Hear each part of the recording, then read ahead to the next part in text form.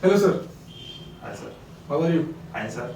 अरे यार ऐसा लग रहा है हमें डांट रहे हैं। Hello sir. Hi. How are you sir? Fine sir. तो सर वैसे तो हम लोग जनरली मिलते ही रहते हैं सर, जी सर। कहीं ना कहीं सेशंस में, कहीं ना कहीं कोचिंग में। सर आज आपसे मिला हूँ एक पर्पसफुल थोड़ा सा एक टॉपिक पे कुछ बात करने के लिए। और मेरा टॉपिक क्या है सर? टॉपिक सर आप पे ही होगा। बस बात सर मुझे कुछ एक चीज़ों पर वो करनी, जैसे आजकल की डेट में सर जो यूथ जी है ना, जो युवा है जी सर, उसको आप क्या एडवाइस देना चाहेंगे? और मैं उसकी बात नहीं कर रहा हूँ जो 23 25 26 साल के हैं, मतलब वो तो है ही है। जी लेकिन आज में कुछ सर जो 16 17 साल के जो बच्चे होते हैं, जो 15 साल के बच्चे होते हैं, उनमें बेसिक मैनर्स एटिकेट्स पे आप कुछ कहना चाहेंगे सर, जो उनको उनके काम आ सके सर? जी सर। हम यही आज की जनरेशन को बताना चाहेंगे कि आपको शिक्षा के साथ साथ आपका शिष्टाचार और आपके मैनर्स वो बहुत मायने रखते हैं। क्योंकि एक शिक्षित व्यक्ति मतलब कि आप पढ़ के टॉप करके एक लेवल पे पहुंच सकते हैं, लेकिन आप पहचान किससे होगी? आपके शिष्टाचार से, संस्कार से। और वो कहाँ से आते हैं? वो आपको अपने अंदर लाने पड़ते हैं। जैसे कहा जाता है कि अभिवादनशीलस्य नित्यम वृद्धोपचे विना चत्वारि तस्य वर्धन्ते आयुर्विद्या यशो बलम। कहा जाता है रोज आप बड़ों का सम्मान करते हैं, अभिवादन करते हैं, उनको प्रणाम करते हैं, चरण स्पर्श करते हैं, तो ऐसे व्यक्ति की, ऐसे स्टूडेंट की क्या होती? 4 चीजें में वृद्धि होती रहती है। कौन कौन सी चीज? आयु, विद्या, यश और बल। तो इसलिए बड़ों का सम्मान करना, प्रणाम करना और उनके दिए हुए संस्कारों को अपने चरित्र में उतारना, ये बहुत ही मायने रखता है। इससे आप सक्सेस तो हो जाएंगे, सक्सेस के साथ साथ जब आपके साथ में ये चीजें जुड़ जाएंगी तो आप भी बहुत अच्छे लेवल पे पहुंच जाएंगे और आप एक अच्छे इंसान बन सकते हैं।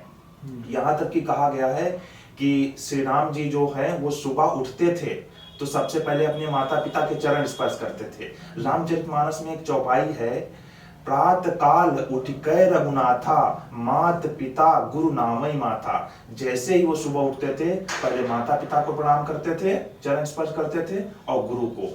और इन लोगों की तो महिमा अपरंपार है, इनकी तो महिमा का वेदों में, शास्त्रों में भी वर्णन किया गया है।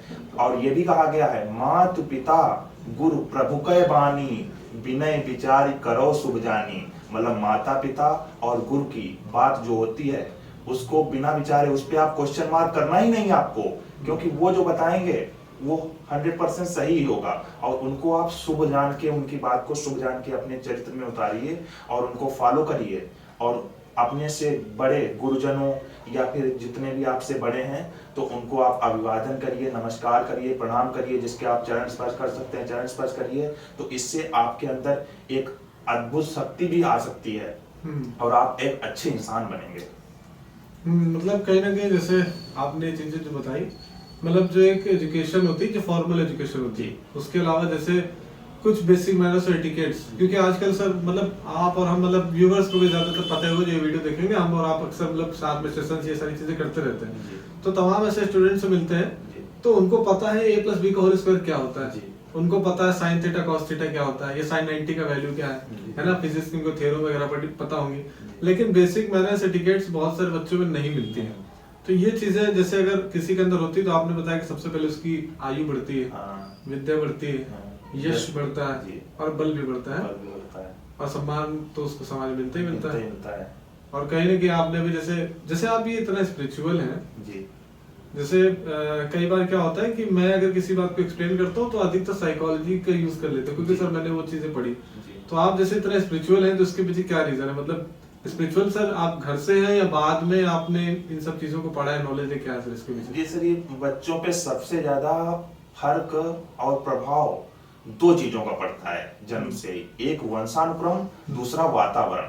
आप जैसे वातावरण में रह रहे होंगे, एनवायरमेंट, हाँ इन्वायरमेंट, तो वैसा आपका माहौल बनता जाएगा। और पहली चीज, दूसरी चीज ये होगी वंशानुक्रम। जैसे आपके पूर्वज हैं, जो जीन्स हैं आपके अंदर, वो डेवलप होने लगते हैं। तो काफी सारी चीजें, जैसे मेरे घर में मेरे चाचा जी हैं, पिताजी हैं, जो भी फैमिली मेंबर्स हैं, उनसे मैंने अध्यात्म की चीजें सीखी।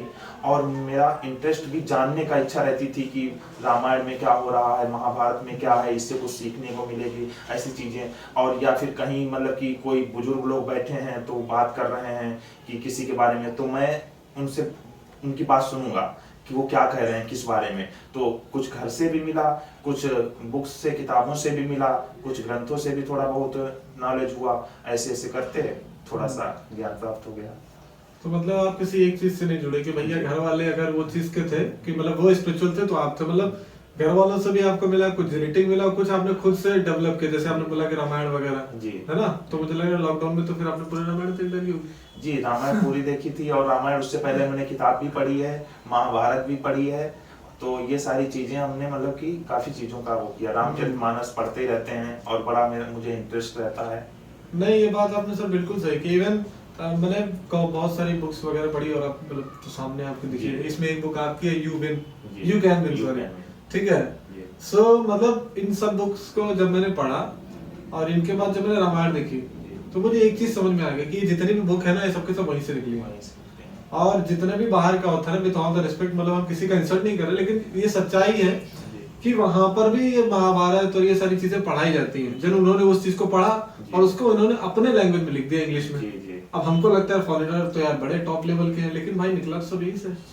तो कहीं ना कहीं जैसे आपने पहली एक चीज बताई थी कि लोगों का सम्मान करना चाहिए, पेरेंट्स का सम्मान करना चाहिए, और उसके बाद जैसे अभी आपने एक चीज बताई कि गीता रामायण आप पढ़ते हैं और स्पिरिचुअल भी हैं, तो आई थिंक मुझे लगता है कि आजकल का जो यूथ है उसको भी चीजें पढ़नी चाहिए। बिल्कुल सर आप क्या राय देते हैं इस पे? बिल्कुल पढ़नी चाहिए, क्योंकि आपके अंदर ये इसीलिए बनाई गई हैं ताकि इससे आप कुछ सीखें और आप अपने अंदर चरितार्थ करें, उसको अपने अंदर उतारें, और इसको उतारने से आपके अंदर जो है कि एक पावर डेवलप होगी और आपको अच्छे बुरे का भी ज्ञान होगा कि हमको क्या करना चाहिए क्या नहीं करना चाहिए। तो ये सारी चीजें, बहुत सारी चीजें इससे डेवलप होंगी आपके अंदर। तो मतलब जैसे ये कुछ चीजें हैं, जैसे यूथ अगर जैसे इसको फॉलो करे तो लाइफ में मतलब अच्छा कर सकता है। जी बिल्कुल अच्छा कर सकता है। और इवन मुझे सर एक चीज इसमें ये भी लगती है, मतलब मैं अपनी तरफ से कुछ ऐड ऑन नहीं करूंगा सर, क्योंकि ऐड ऑन क्या आपने सर इतना बता दिया कि मतलब वही पूरा है, और इसमें अगर कोई अपनी बातें डाल रहा है मतलब वो आपको अधूरा समझता है ना। लेकिन एक चीज ये भी होती है, जैसे दुनिया में मुझे लगता है सर दो तरीके के सफल लोग होते हैं। एक तो सर वो सफल व्यक्ति होता है जिसके पास पैसा है खूब ढेर सारा, है ना, और समाज में लोग उसको जानते हैं। एक वो भी सफल व्यक्ति होता है जिसके पास बेशक पैसा ना हो, उसके पास नॉलेज हो, और उसके बच्चे से कोई पूछे कि भैया तुमको किसके जैसा बनना है, तो फिर वो ये ना बोले कि मुझे शाहरुख खान जैसा बनना है, वो ये बोले कि मुझे अपने पापा के जैसा बनना है, मम्मी के जैसा बनना है। तो वो भी सर एक सफल इंसान होगा, क्योंकि उसके पास सर जैसे आपने बोला गीता रामायण इन सबका हो सकता है बहुत नॉलेज। तो ये भी सर एक बहुत अच्छी चीज है सर।